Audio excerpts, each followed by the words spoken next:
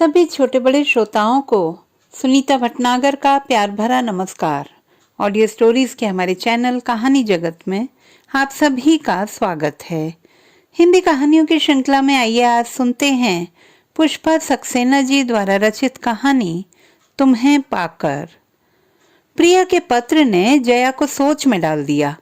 पहले की कोमल भीरू प्रिया का इस पत्र की प्रिया से जया कतई मेल नहीं बिठा पा रही थी।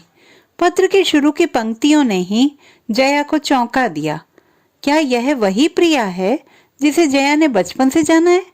प्रिया ने लिखा था, शेखर के साथ लिए 7 फेरों का बंधन तोड़कर रजत को पाया है।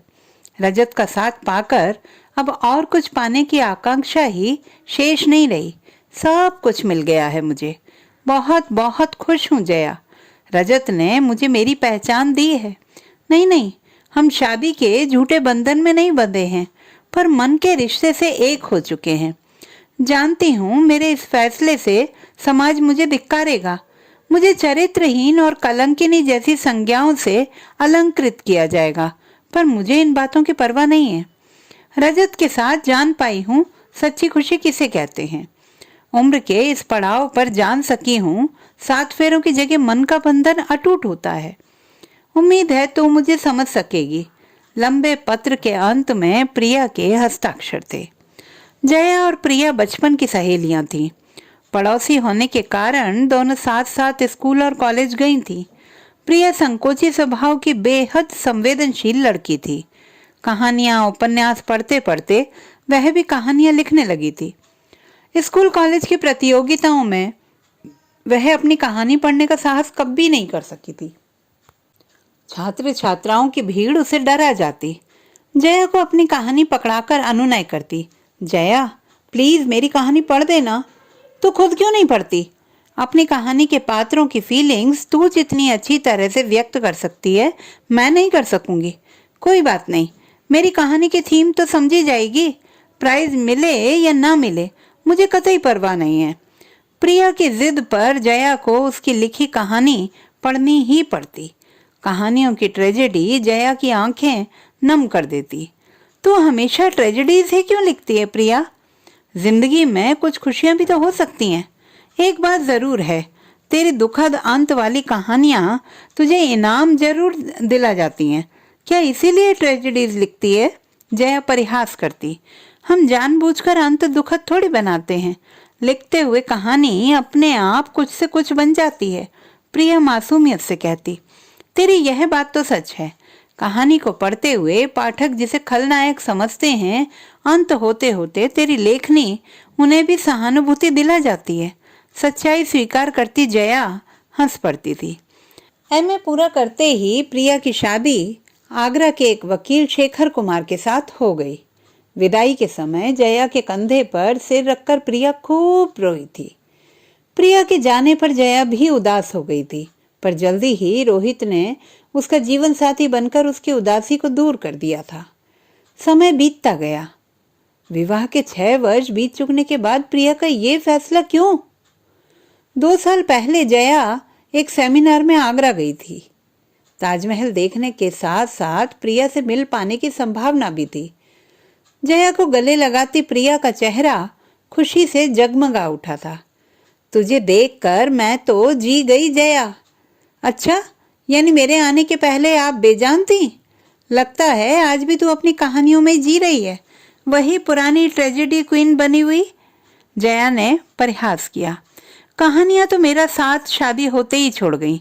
एक लंबी सांस लेकर प्रिया उदास हो गई। अरे, अब तो तेरे सामने तेरी साकार कहानी बनकर तेरा सौरभ आ गया है। कहाँ है तेरा बेटा? स्कूल गया है, थोड़ी देर में आ जाएगा। उसके बिना घर खाली लग रहा है। घर में बच्चे का शोर ना हो तो घर असली घर नहीं लगता। जया को अपनी दोनों बेटियां याद हो आईं। उनके शोर से घर का कोना कोना गुलजार रहता है। सच कहूं जया, तो यह खालीपन मेरे मन का प्रतिबिंब है। प्रिया का बुझा सा चेहरा देखकर जया चौंक गई। वाह, क्या बात कही है। एक प्यारा सा बेटा और एक चाहने वाला पति, अपना घर और कार के होते हुए तेरा मन खाली है। अब और क्या चाहिए जो तेरा खालीपन भर दे? ठीक कहती है जया। शायद इतना सब पाकर और कुछ पाने की आकांक्षा शेष नहीं रहनी चाहिए, पर मेरे मन का कोई कोना बेहद रीता है। कभी लगता है जीवन यूं ही व्यर्थ जा रहा है। अजीब सी बेचैनी महसूस करती हूं मैं। क्यों भाई, क्या हमारे वकील साहब तेरे मन का खाली कोना भर के तेरा जीवन सार्थक नहीं कर रहे हैं? जया ने परिहास किया। उन्हें अपने मुकदमों से फुर्सत ही कहाँ मिलती है। कभी कभी उनकी जीत मुझे रुला जाती है। तेरी बात मेरी समझ से परे है प्रिया। अरे पति की जीत तो पत्नी का गौरव होती है, और तू उल्टा ही कह रही है। कल के शेखर की जीत ने एक 5 साल की बच्ची को उसकी माँ से अलग कर दिया। बाप की ओर से मुकदमा शेखर ने जीता था। बाप का अहम जीत गया। बच्ची की माँ मेरी चौखट पर सिर पटक पटक कर रोती रही। उसका हाहाकार मुझे अंदर तक चीर गया। बड़ी मुश्किल से उसे हटाया जा सका। मेरी आंखों में आंसू देखकर शेखर नाराज हो गए। नाराजगी से कहा था, यह मेरा पेशा है। बेकार की बात पर अपसेट होकर मेरी जीत का मजा किरकिरा मत करो। अगर रोना है तो अपने कमरे में जाकर रो। तुम बच्ची नहीं हो, एक बेटे की माँ हो। Be practical. माँ हूं इसीलिए तो माँ का दर्द महसूस कर सकती हूँ। अच्छा होता तुम माँ की तरफ से केस लड़ते और बच्ची माँ को दिलवाते। उस स्थिति पर मैं तुम्हारी जीत पर गर्व करती। इसका मतलब मेरी जीत पर दुख मनाओगी? क्या वो अकेली औरत बच्ची को पाल सकती? क्या वह बाप जिसने दूसरी शादी कर ली है बच्ची को माँ का प्यार दे सकेगा? मेहनत मजदूरी करके भी एक माँ अपनी बेटी को प्यार और अच्छी जिंदगी दे सकती है। सच तो यह है, उस आदमी ने अपने अहम की तुष्टि के लिए बच्ची को छीन लिया है। तुम्हारी फालतू बातें सुनने के लिए मेरे पास वक्त नहीं है। ऐसी ही हमदर्दी है तो माँ की ओर से केस लड़ डालो। हाँ, बहस अंग्रेजी में करनी होगी, और अंग्रेजी तुम्हारे लिए काला अक्षर भैंस बराबर है। मूड खराब करके रख दिया। मुझे सुनाकर शेखर चले गए। उनकी सबसे बड़ी तमन्ना थी कि उनकी बीबी फर्राटेदार अंग्रेजी बोलने वाली हो। तू तो जानती है मुझे शुरू से ही अंग्रेजी बोलने में हिचक होती थी। बात बात में इस बात को सुनाकर ताने देते। अपनी किस्मत सराहो। बुआ की जिद से तुम इस घर में आई हो। तुम्हें मेरे गले मड़कर बुआ खुद स्वर्ग सिधार गई। क्यों शेखर, क्या जानते नहीं थे कि तूने हिंदी में एमए किया है, और वो भी ऐसे वैसे नहीं, फर्स्ट डिवीजन के साथ टॉप किया है। हमारे घरों में अंग्रेजी कहाँ चलती थी? ये सब शादी के पहले सोचना चाहिए था। एक बात जरूर कहूंगी, शेखर को अपना काम करने दे। तू अपना मन क्यों खराब करती है? वकालत के पेशे में तेरी भावुकता नहीं चलेगी प्रिया। हम क्या करें जया, हमसे ये सब नहीं सहा जाता। किसी गरीब का दर्द शेखर को नहीं सालता। उनसे जबरन पैसे निकलवाते हैं। उनके आंसू और फरियाद उन पर असर ही नहीं करती। मेरी एक बात मान ले प्रिया, अपने पति को उनका काम करने दे। तू अपना दिमाग क्यों खराब करती है? अरे जिंदगी का मजा लेने की कोशिश कर। आगरा में कितने दर्शनीय स्थल हैं। जब जी चाहे बेटे को साथ लेके निकल जाया कर। आगरे की चाट का मजा लिया है कभी? याद है हम कॉलेज में घर से लाया खाना भिखारी को देकर खुद चाट का मजा लिया करते थे। वो दिन तो हमेशा के लिए खो गए जया। सौरभ को साथ ले जाने के लिए उसके पास वक्त ही कहाँ बचता है। स्कूल से आते ही एक ट्यूटर मैथ्स पढ़ाने के लिए आ जाते हैं। अंग्रेजी सिखाने के लिए मैडम डिसूजा रखी गई हैं। उसे मैनर्स सिखाने, खाना खाने के लिए कांटे छुरी का इस्तेमाल करने, सब उसकी नैनी साइमा के द्वारा उसको सिखाया जाता है। मैं तो एकदम नाकारा करार दे दी गई हूँ। प्रिया के चेहरे पर उदासी पसर गई। अरे रात में तो तू उसे अपनी कहानियां सुना सकती है। कितनी अच्छी कहानियां लिखती थी। शुरू में कोशिश की थी, पर शेखर को मेरी कहानियां पसंद नहीं थी। अंग्रेजी कहानियों और कॉमिक्स की सीरीज से उसे मोहाविष्ट कर दिया गया है। अच्छा अब ये बातें छोड़, लगता है आज भूखे पेट ही सोना पड़ेगा। जया ने बात का रुख मोड़ने की कोशिश की थी। सॉरी जया, अभी खाना लगवाती हूँ। तेरी मनपसंद कचौड़ियाँ और दम आलू बनवाए हैं। तुझसे बातें करते वक्त कहाँ उड़ गया पता ही नहीं लगा, वरना दिन काटना मुश्किल लगता था। वाह चलो, इतने दुख में भी मेरी पसंद तो याद रही। जया ने परिहास किया, साथ में प्रिया भी हंस पड़ी।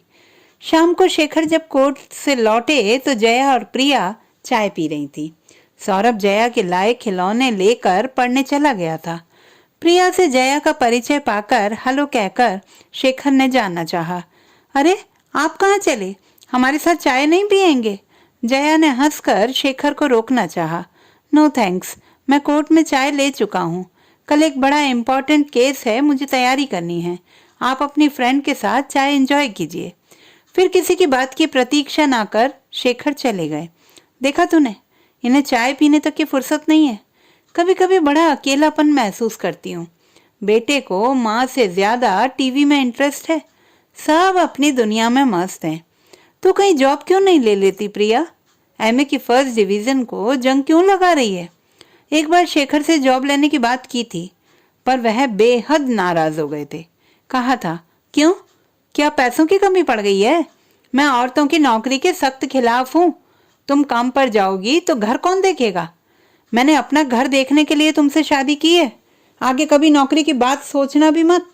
और अगर इतना ही फालतू टाइम है तो अपना अंग्रेजी का ज्ञान बढ़ा लो। मेरे फ्रेंड्स की बीवियां जब अंग्रेजी में बात करती हैं तो तुम उनका मुंह ताकती रह जाती हो। शर्मिंदा मुझे होना पड़ता है।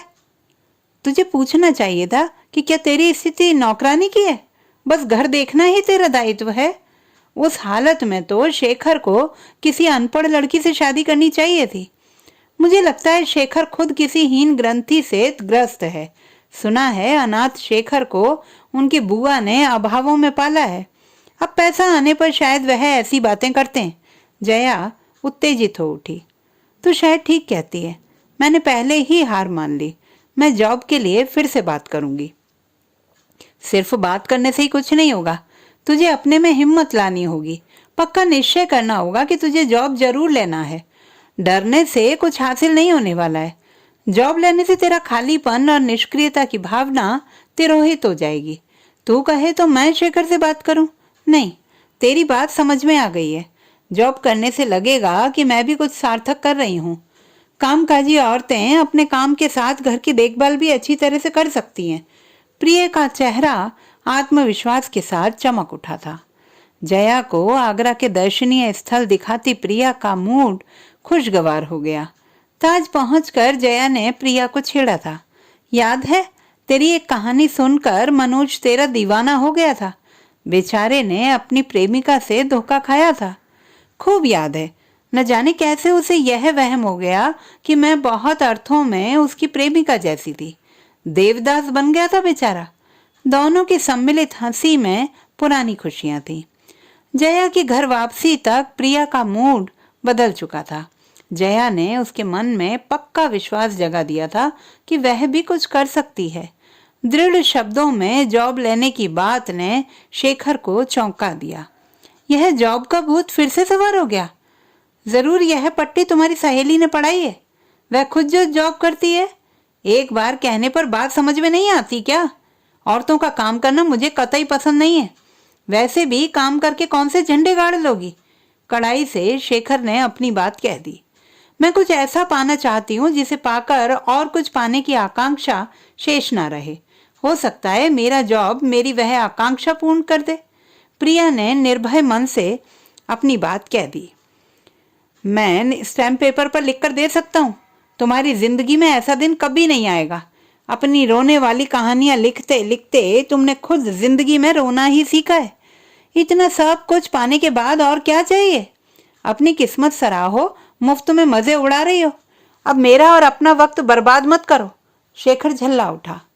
दिन भर बेकार रहने से तो अच्छा है कुछ सार्थक काम करूं। सौरभ को पढ़ाने के लिए आपने ट्यूटर लगा रखे हैं। तुम क्या खाक उसे मैथ्स और इंग्लिश पढ़ा सकती हो? हिंदी जैसे आसान विषय में एमए करके फर्स्ट डिवीजन पा लेना बहुत आसान बात है। आप हिंदी साहित्य के विषय में जानते ही कितना है? शेखर के कटाक्ष ने प्रिया को तिलमिला दिया था। मुझे जानने की जरूरत भी नहीं है। वैसे भी शादी के बाद से घर में आराम फरमा रही हो। किसी कॉलेज में तो जॉब मिलने से रहा। हाँ, चौथी पांचवी के बच्चों को पढ़ाकर शौक पूरा करना चाहो तो कोशिश करके देख लो। उतना बड़ा काम भी शायद ही पा सको। क्रोधित शेखर कमरे से चला गया। पति के व्यंग्य ने प्रिया को आहत जरूर किया, पर किसी भी काम के लिए अनुमति मिल जाना बड़ी बात थी। बड़े उत्साह से अपना बायोडाटा तैयार कर कई कॉलेजों को भेज दिया। प्रतियोगिताओं में मिले पुरस्कारों ने उसके बायोडाटा को वजनी बना दिया था। 2-3 कॉलेजों में नाकामयाबी के बाद अंततः एक कॉलेज में उसे चुन लिया गया। प्रिया की खुशी का ठिकाना न था। पति को इस चुनाव की सूचना देना जरूरी था, पर शेखर के कड़वे शब्दों ने उसके उत्साह पर पानी के छींटे डाल दिए। कोएड कॉलेज में जाने की हिमाकत कर रही हो? आजकल के लड़के मेल लेक्चरर्स तक की तो नाक में दम कर देते हैं। तुम किस कहत के मूली हो? भगवान जाने तुम्हारी क्या गत करें। अभी भी वक्त है, जॉब का शौक छोड़ दो। बाद में आंसू बहाने मेरे पास मत आना। अनुत्तरित प्रिया ने मन में संकल्प ले लिया कि चाहे जो हो जाए अब वह पीछे नहीं हटेगी। 2 दिन बाद उसे कॉलेज ज्वाइन करना है। सौरभ की देखभाल करने के लिए शेखर ने साइमा नाम की नैनी रख रखी थी। नैनी को समझाने के बाद सौरभ से कहा था, सौरभ बेटे, कल से तुम्हारी मम्मी भी टीचर बनकर पढ़ाने जाएगी। तुम साइमा आंटी को परेशान मत करना। ओके मम्मी, पर तुम हमें चॉकलेट जरूर ला कर देना। इतना कहकर सौरभ खेलने भाग गया। कॉलेज में प्रवेश करती प्रिया का दिल धड़क रहा था। प्रिंसिपल चक्रवर्ती हंसमुख व्यक्ति थे। वेलकम मिसेस कुमार, उम्मीद है कॉलेज का माहौल आपको पसंद आएगा। चलिए आपका परिचय आपके साथियों से करा दूं। स्टाफ रूम के साथियों ने प्रिया का गर्मजोशी के साथ स्वागत किया। सह प्राध्यापक चंद्रकांत जी ने कहा था, एक सुंदर महिला के आने से हमारा हिंदी विभाग सचमुच रसमय हो जाएगा। प्रिया के कान तक लाल हो गए। यह सच था कि शादी के 6 वर्षों बाद भी प्रिया के रूप लावण्य में कोई कमी नहीं आई थी। उसकी छरहरी सुडौल काया, भोला निष्पाप चेहरा लड़की होने का भ्रम देता था। शादी के बाद से आज तक किसी ने इस तरह से खुलेआम उसके रूप को लेकर उसकी प्रशंसा नहीं की थी। चंद्रकांत जी, मजाक छोड़िए। प्रिया जी एमए की टॉपर हैं। अपनी कहानियों और लेखों के लिए कई पुरस्कार प्राप्त लेखिका हैं। प्रिंसिपल चक्रवर्ती ने प्रिया की प्रशंसा की। डॉक्टर चक्रवर्ती, इनका सौंदर्य क्या मजाक की चीज है? यह तो ऐसी सच्चाई है जिसका सब लोहा मान जाए। प्रिया जी, हमारे चंद्रकांत ऐसे ही हैं। वैसे एक कहानीकार के विभाग में आने से हमारे छात्र छात्राएं रचनात्मक कार्यों में आपसे प्रेरणा अवश्य ले सकेंगे, विभागाध्यक्ष रजतनाथ ने सच्चाई से कहा था। प्रिंसिपल के चले जाने के बाद रजतनाथ ने प्रिया को उसकी क्लासेस के बारे में बतलाया था। आप नई हैं। इस सत्र में आपको बीए पार्ट 1 और पार्ट 2 की कक्षाएं लेना आसान होगा। आप कहानीकार हैं, अतः आप शायद कहानी और उपन्यास पढ़ाना पसंद करेंगे। मेरा कहानीकार तो कब का मर चुका है। कोशिश करूंगी विद्यार्थी मेरे शिक्षण से निराश ना हो। अनायास ही प्रिया के मुंह से सच निकल गया। धन्यवाद, पर कहानीकार की हत्या मेरी दृष्टि में अक्षम्य अपराध है। मेरी कामना रहेगी विषय शिक्षण के साथ आप कहानीकार को नव जीवन दे सकें। हल्के से मुस्कुराकर प्रिया मौन रह गई। पहले दिन प्रिया का विद्यार्थियों से परिचय कराने रजतनाथ कक्षा में उसके साथ गए थे। परिचय देकर कहा, अगर आप सब अच्छे अंक और डिवीजन पाना चाहते हैं तो प्रिया जी का एक एक शब्द आत्मसात करना जरूरी है। ध्यान न देने की स्थिति में नुकसान आपका ही होगा। उस नुकसान की भरपाई कर पाना आसान नहीं होगा। तालियों से स्वागत किए जाने के बाद शांत सभे शब्दों में प्रिया ने सबका परिचय लिया। अपनी कहानियां स्वयं पढ़ने का साहस न कर पाने वाली प्रिया न जाने कहां से साहस से भर गई कि वह बड़ी सहजता से पाठ्यक्रम के विषय में बातचीत करने लगी। संभवतः उसके पीछे शेखर की चुनौती काम कर रही थी। पहले दिन की सफलता से प्रिया उत्साहित हो उठी। शेखर को सब बताने के लिए उसे डिनर के समय की प्रतीक्षा थी। शायद उस समय शेखर उससे उसके पहले दिन के अनुभव के बारे में कुछ पूछे। खाना खाते शेखर को शायद याद ही नहीं रहा कि प्रिया ने आज कॉलेज ज्वाइन किया है। शेखर की ओर से कोई उत्साह न पाकर प्रिया का उत्साह मन में ही रह गया। देर रात तक प्रिया अगले दिन के लिए लेक्चर तैयार करती रही। अपने समय में पढ़े गए बहुत से टॉपिक्स मानस में सजीव हो उठे। 2-4 दिन बाद रजतनाथ ने प्रशंसा करते हुए कहा था, बधाई प्रिया जी, आप तो छा गई हैं। विद्यार्थियों का कहना है कि आप कहानी के पात्र इस तरह से सजीव कर देती हैं मानो वे उनके सामने खड़े हों। भाई प्रिया जी स्वयं सुंदर कहानी है। हम जैसे नीरस लोग भला विषय में रस कैसे भर सकते हैं? प्रिया जी तो कहानी के पात्र गढ़ने वाली कलाकार हैं। चंद्रकांत जी फिर परिहास पर उतर आए। प्रिया जी, हमारे विभाग में प्रत्येक शनिवार को एक साहित्यिक गोष्ठी होती है। विद्यार्थियों के अलावा एक प्राध्यापक को भी अपनी कोई रचना पढ़नी होती है। इस बार की गोष्ठी में आपको अपनी कोई कहानी पढ़नी होगी, रजतनाथ ने अनुरोध किया। नहीं नहीं, अब मेरे पास यहाँ कोई कहानी नहीं है, मुझे क्षमा कीजिए, प्रिया ने सफाई दी। नहीं है तो लिख डालिए।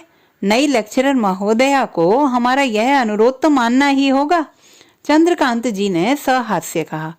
चंद्रकांत जी ठीक कह रहे हैं, खुद मुझे कई बार कविता पाठ करना पड़ा। रजतनाथ ने चंद्रकांत जी की बात की पुष्टि की। आप कविता करते हैं? प्रिया के सवाल पर रजत हंसकर बोले थे। वियोगी होगा पहला कवि, आह से उपजा होगा गान, उमड़कर आंखों से चुपचाप बही होगी कविता अनजान। मतलब कि आप वियोगी हैं? वैसे कविता लिखना तो बहुत कठिन काम है, बहुत कोशिश करने पर बस शायद एक आध कविता ही लिख पाई थी। क्यों, क्या कविता लिखने के लिए आपको कोई प्रेरणा नहीं मिली? अचानक रजतनाथ सवाल कर बैठे। आप किसकी प्रेरणा से कवि बन गए रजत जी? रजत जी के सवाल पर प्रिया ने सवाल कर डाला। छोड़िए, पुरानी कहानी भूल जाना ही ठीक है। हाँ, कहानी सुनाने की शर्त तो आपको पूरी करनी ही होगी, इसमें किसी झूठ की संभावना नहीं है। घर पहुंचकर प्रिया ने अपनी पुरानी डायरी खोज निकाली।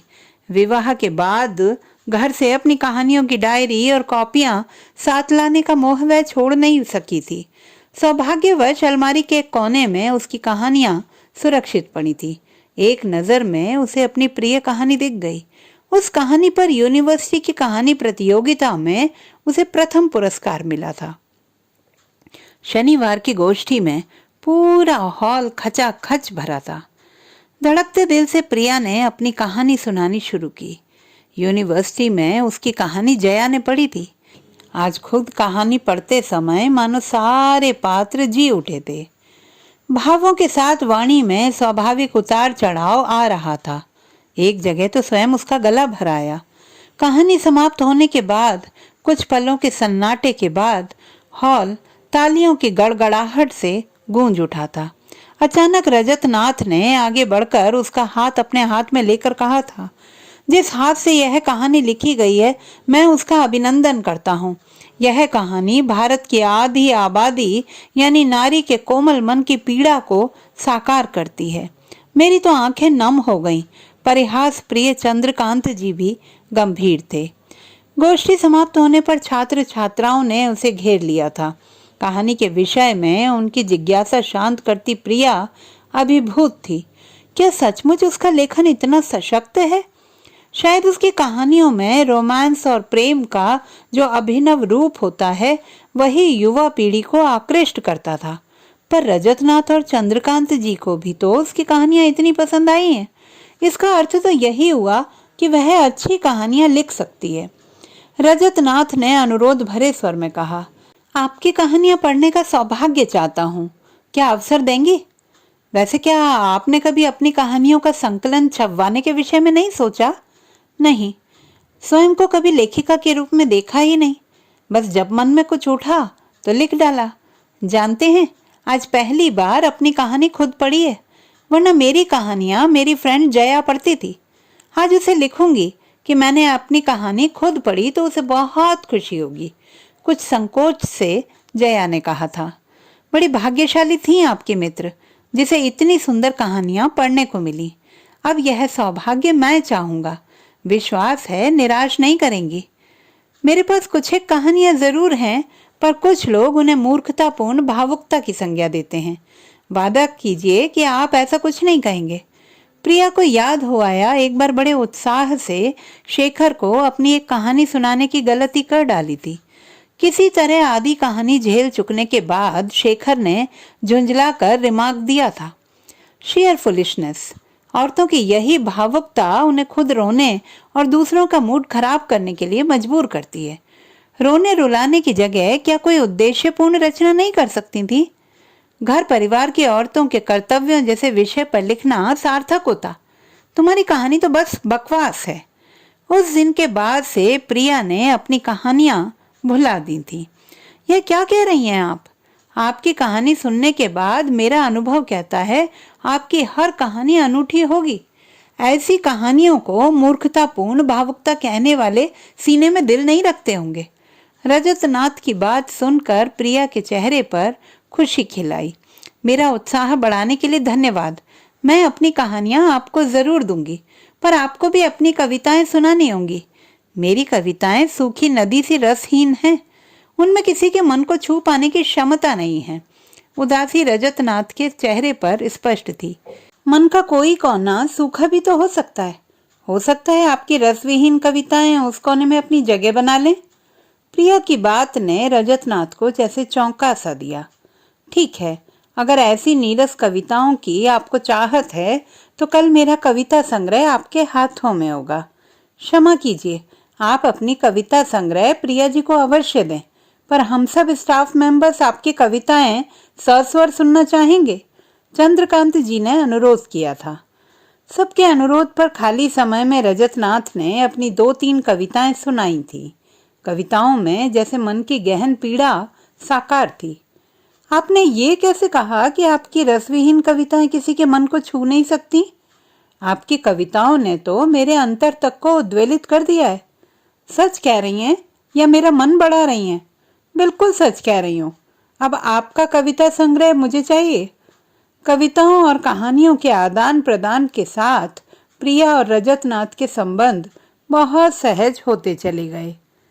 अक्सर प्रिया की कहानियों पर चर्चा करते समय रजतनाथ प्रिया को उसकी कहानी के विषय में सकारात्मक सुझाव दे जाते। प्रिया उनके अनुसार कहानी में सुधार लाकर संतुष्ट होती। इस बीच प्रिया ने फिर से नई कहानियां लिखना शुरू कर दिया था। रजतनाथ की कविताएं प्रिया की टिप्पणी की प्रतीक्षा करती। अचानक एक दिन एक नामी पत्रिका में अपनी कहानी प्रकाशित देखकर प्रिया चौंक गई। रजतनाथ ने सबके सामने घोषणा की, आज प्रिया जी सबको मिठाई खिलाएंगी। इनकी कहानी छपी है। कहिए प्रिया जी, मंजूर है? सहास्य रजत जी ने कहा था। मैंने तो कोई कहानी छपने नहीं भेजी, फिर ये कैसे छप गई? प्रिया विस्मित थी। अगर यह सच है तो यह तो चमत्कार ही है। मुझे लगता है पत्रिका के संपादक तक यह खबर पहुंच गई कि एक गुमनाम कहानी लेखिका के पास इतनी अच्छी कहानियों का खजाना है। रजत जी की मुस्कान ने प्रिया का रहस्य स्पष्ट कर दिया। अपनी पहली कहानी उस स्तरीय पत्रिका में प्रकाशित देखकर प्रिया की खुशी का ठिकाना न रहा। शाम को कोर्ट से लौटे शेखर को बड़ी उमंग से पत्रिका दिखाई थी। देखो शेखर, मेरी कहानी छपी है। इस पत्रिका में छपना आसान नहीं होता। देख रहा हूँ, कॉलेज में पढ़ाने की जगह ऐसे फालतू काम किए जा रहे हैं। अच्छा हो ये सब छोड़कर घर गृहस्थी पर ध्यान दो। घर परिवार इन बेकार के कामों से ज्यादा जरूरी है। पत्रिका बिना देखे ही शेखर ने फरमान सुना दिया। प्रिया का सारा उत्साह कपूर सा उड़ गया। किसने कहा उसे घर परिवार की चिंता नहीं है? घर में कहीं कोई विशृंखलता नहीं है। फिर शेखर की यह टिप्पणी क्यों? प्रिया का मन बुझ सा गया।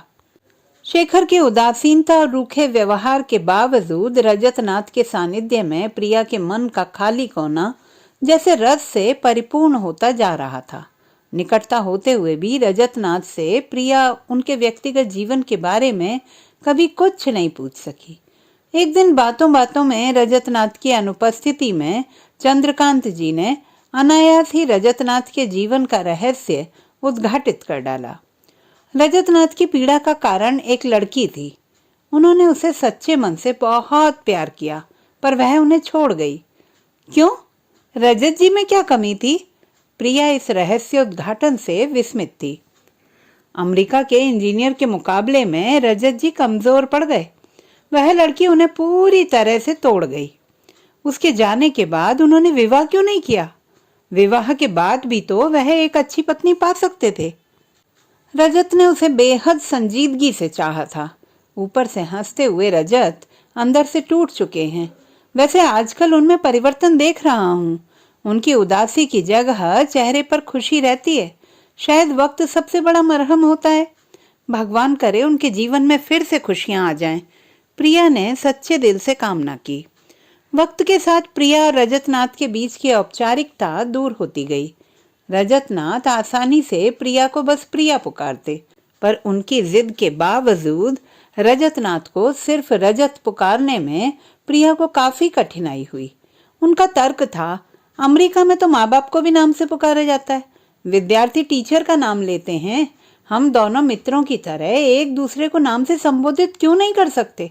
नाम के आगे डॉक्टर या श्रीमती लगाकर दूरियां बढ़ा ही जाती हैं। तुम मुझे रजत नाम से क्यों नहीं संबोधित कर सकती? मेरा नाम क्या इतना खराब है? रजत नाथ की कविताएं करवट बदलने लगी थी। उनमें उमंग और जीवन के प्रति चाहत उभरने लगी थी। चंद्रकांत जी ने अपने स्वभाव के अनुरूप परिहास कर डाला। लगता है प्रिया जी के व्यक्तित्व ने आप पर प्रभाव डाला है। कविताओं में नए रंग उभरने लगे हैं। इसमें किसी का दोष नहीं है, उनके व्यक्तित्व का आकर्षण ही ऐसा है। अचानक एक दिन न जाने किस मूड में रजत कह बैठे, तुम मुझे पहले क्यों नहीं मिली प्रिया? हम दोनों संसार के सबसे सुखी दंपत्ति होते। मैं ऐसा नहीं मानती। शादी के बाद अक्सर प्यार को सिर्फ जिम्मेदारियां ढोने की शर्त बनते देखा है। स्त्री लेखिका का वैवाहिक जीवन सुखी नहीं होता। शायद इसीलिए मैं आगे कुछ कहती कहती प्रिया चुप हो गई। क्या तुम्हारे जीवन का भी यही सत्य है प्रिया? रजत ने सीधा सवाल किया। मैं अपने को लेखिका नहीं मानती। व्यावहारिक दृष्टि से मेरे पास वो सारे साधन हैं जो किसी स्त्री को चाहिए। पर प्रिया फिर रुक गई। इस पर के पीछे क्या है प्रिया? कुछ नहीं, शायद मेरे मुंह से ऐसे ही निकल गया। प्रिया ने बात टाल दी। तुम्हारे पति तुम्हारी परवाह तो करते हैं। अगर परवाह का मतलब बंगला, गाड़ी, पैसा जुटा देना है तो वो सब मेरे पास है। मेरे पति एक व्यस्त वकील हैं। उनकी व्यावहारिकता और मेरी भावुकता में अंतर होना तो स्वाभाविक ही है ना? मेरा लेखन, कॉलेज में काम करना उनकी निगाह में समय व्यर्थ करना है। प्रिया अपना सच अचानक कह गई। क्या हम दोनों एक नहीं हो सकते प्रिया? दो मुग्ध नयन प्रिया पर निबद्ध थे। यह क्या कह रहे हैं आप? जानते हैं मैं विवाहिता हूँ, एक बेटे की माँ हूँ। प्रिया जैसे आसमान से गिरी थी। सब जानता हूँ। मैंने वही कहा जो बहुत दिनों से कहना चाहता था। प्रिया, प्लीज रजत, हमारी मित्रता का गलत अर्थ न लगाएं। मैं ऐसा सोच भी नहीं सकती। प्रिया उठकर चली गई। अगले 2 दिन प्रिया कॉलेज नहीं जा सकी।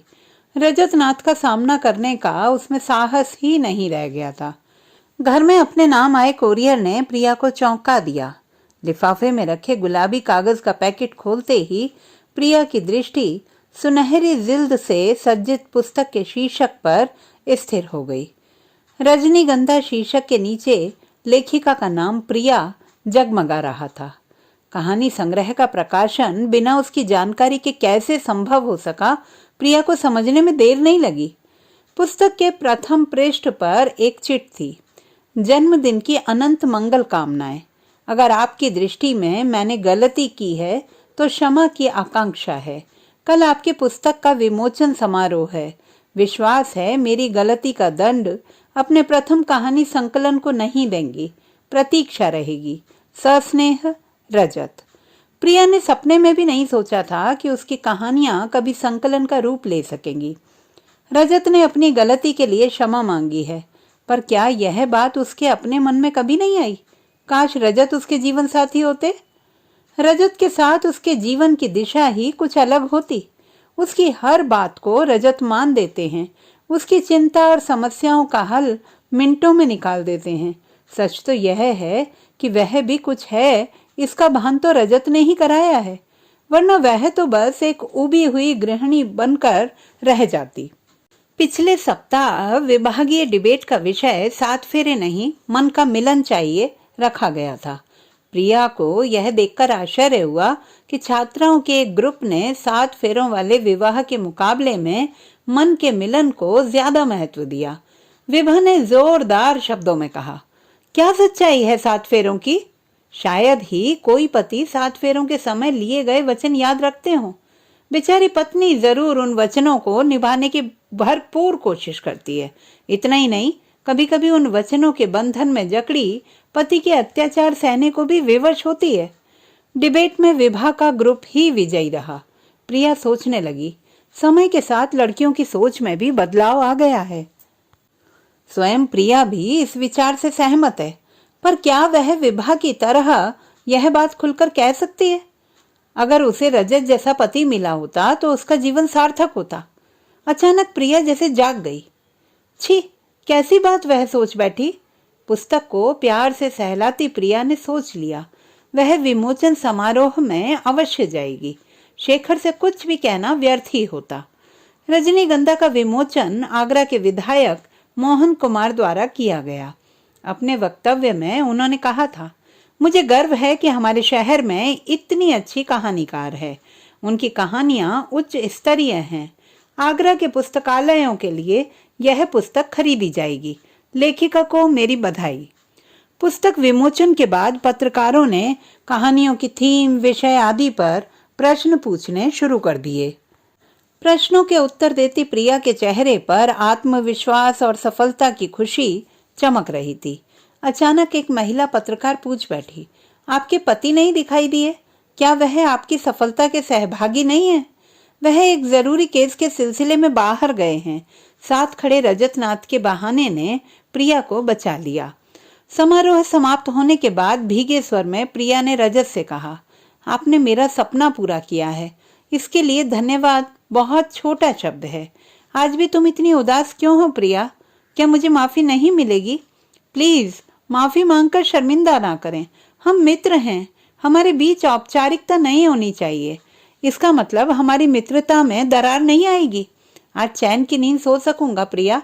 मैं डर गया था कि कहीं तुम्हें भी ना खो बैठूं।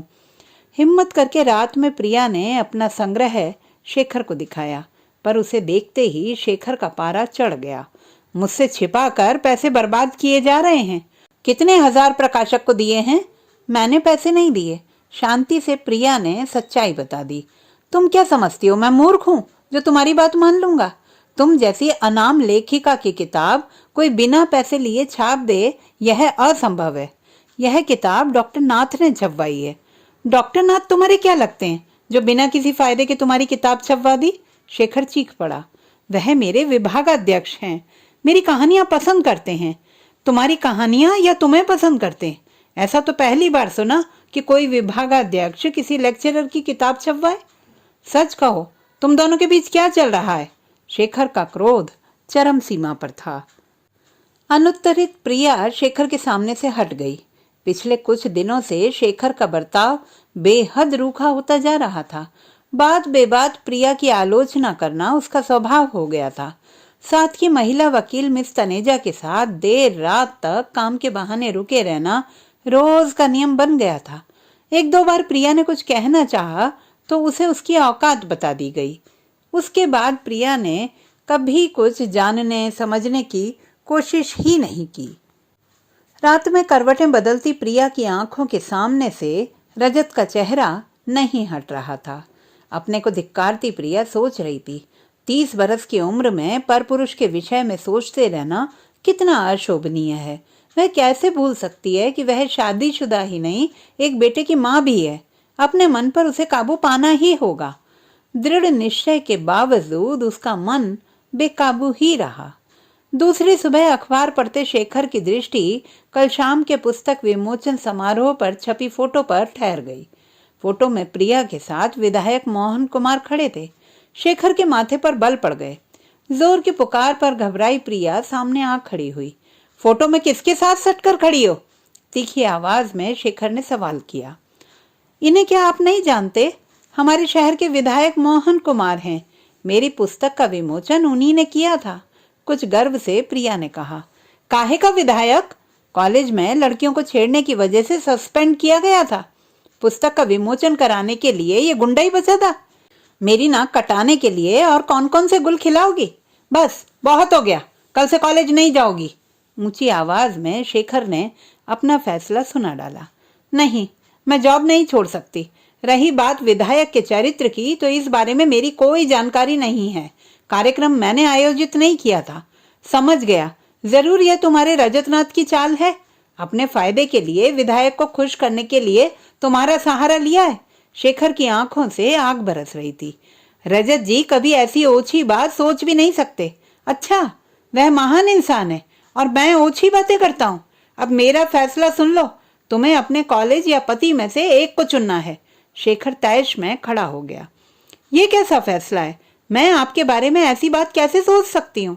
प्रिया विस्मित थी। मुझे हाँ या ना में जवाब चाहिए। तुम कॉलेज छोड़ोगी या नहीं? तमतमाए चेहरे से शेखर ने पूछा। नहीं, दृढ़ता से प्रिया ने जवाब दिया। क्या?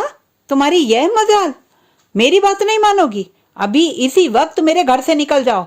आज के बाद न तुम्हारे लिए इस घर में जगह है, न मेरी जिंदगी में। फौरन निकल जाओ, वरना। शेखर ने हाथ उठाया था। ये क्या कह रहे हैं? मैं कहाँ जाऊंगी? प्रिया रुआंसी हो आई। जहां जी चाहे जा मरो। मैंने फैसला कर लिया है। अब और बहस की तो अंजाम बुरा होगा। मेरा क्या अपराध है? आखिर आपकी पत्नी हूं। कुछ तो सोचिए। मुझे कुछ सोचना समझना नहीं है। बहुत पर निकल आए हैं। Now get out of my house and my life. Saurabh की तो सोचिए। क्या बच्चा माँ के बिना रह सकेगा? प्रिया की आंखें भर आईं। तुम जैसी माँ के मुकाबले किसी हॉस्टल में उसकी अच्छी देखरेख और परवरिश हो जाएगी। 4 कपड़े लेकर निकल जाओ, वरना मुझसे बुरा कोई नहीं होगा। अब मेरा टाइम वेस्ट मत करो। मुझे जानती नहीं हो, मैं कुछ भी कर सकता हूँ। वकील हूं, अपने को आसानी से बचा सकता हूँ। शेखर के क्रोध के आगे और मिन्नतें करना व्यर्थ था। इस वक्त घर से बाहर जाना ही उचित था, पर कहाँ जाए वह? आज तो कॉलेज भी बंद था। मानस में एक ही चेहरा उभर रहा था जो उसकी बात समझ सकेगा। शायद कुछ देर बाद जब शेखर का गुस्सा शांत हो, तब वह अपनी भूल स्वीकार कर उसे वापस बुला लेगा। अचानक घर पहुंची प्रिया को देखकर रजत ताज्जुब में आ गए। तुम अचानक यहाँ? सब ठीक तो है? कुछ भी ठीक नहीं है रजत। और कोई जगह नहीं थी जहां जाती। प्रिया की आंखें छलछलाईं। परेशान मत हो। इस घर और मुझ पर तुम्हारा पूरा अधिकार है। बैठो, मैं कॉफी लाता हूँ। प्रिया को कॉफी का मग थमाकर रजत उसके सामने सोफे पर बैठ गए। कॉफी समाप्त कर प्रिया कुछ सामान्य हो चली। धीमे धीमे अटकते अटकते प्रिया ने सारी घटना दोहरा दी। समझ में नहीं आता पढ़े लिखे इंसान की ऐसी सोच कैसे हो सकती है। 6 वर्षों के साथ के बावजूद भी वह तुम्हें नहीं जान सके। पत्नी पर इस तरह शक करना अन्याय है। रजत ने गंभीरता से कहा।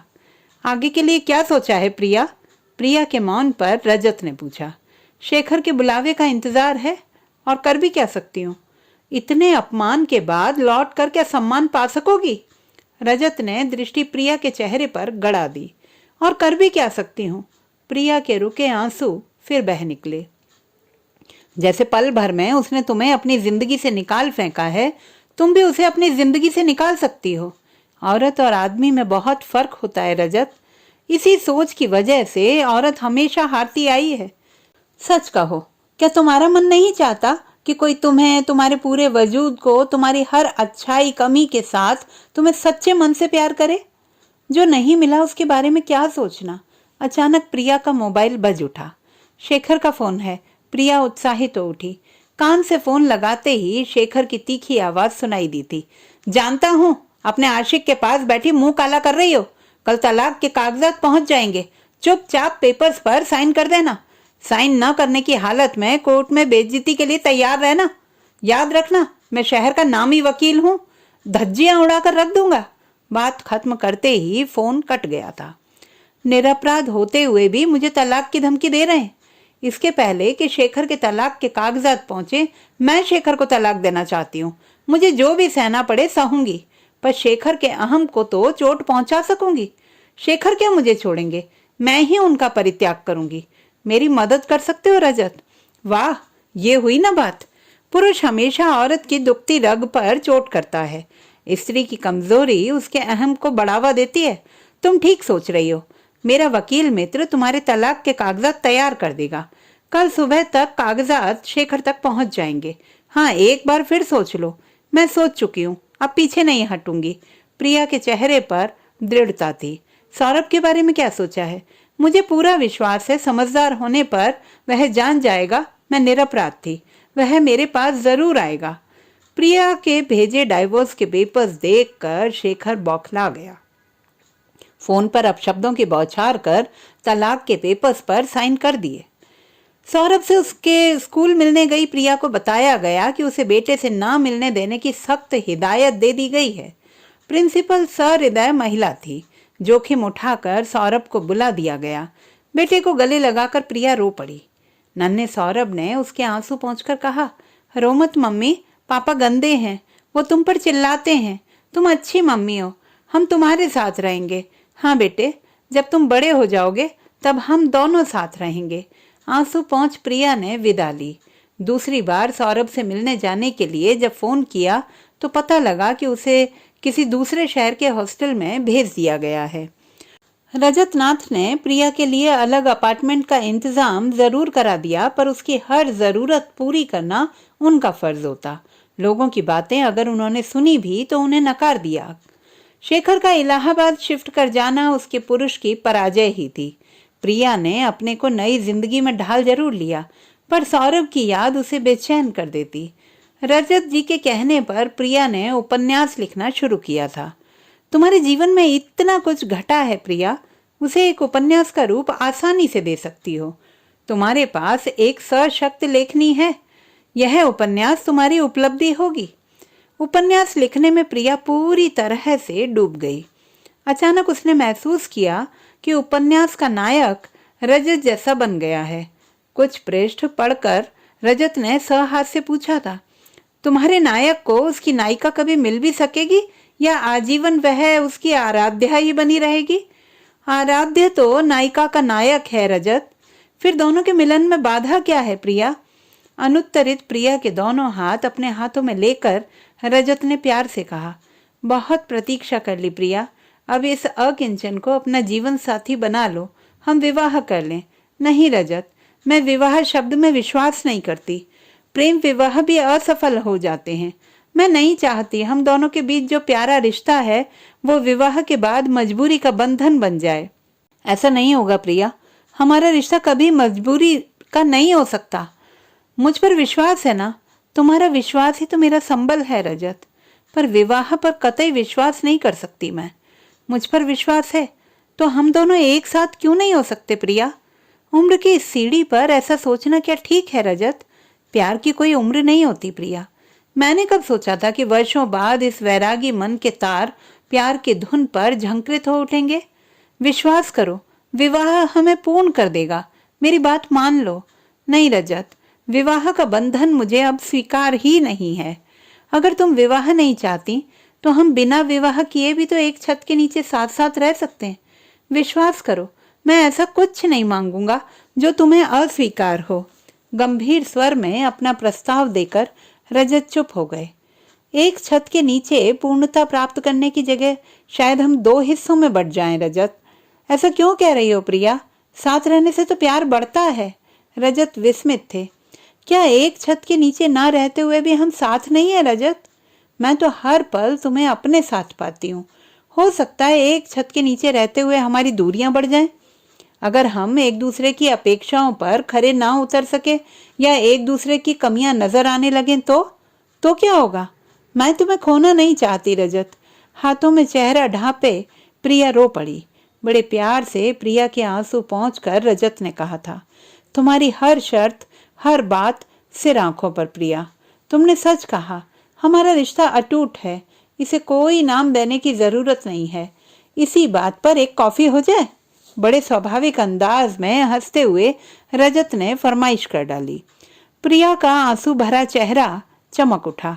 रजत की इसी खासियत ने तो प्रिया को हमेशा मुग्ध किया है। गंभीर से गंभीर समस्या का हल वह किस आसानी से कर जाते हैं। आज भी तो वैसा ही हुआ। प्रिया की दुविधा कितनी आसानी से एक कप कॉफी ने तिरोहित कर दी थी। तो दोस्तों, ये थी हमारी आज की कहानी। आपको कैसी लगी कमेंट बॉक्स में लिखना ना भूलें। चैनल को सब्सक्राइब करें, लाइक करें और मित्रों के साथ शेयर करें।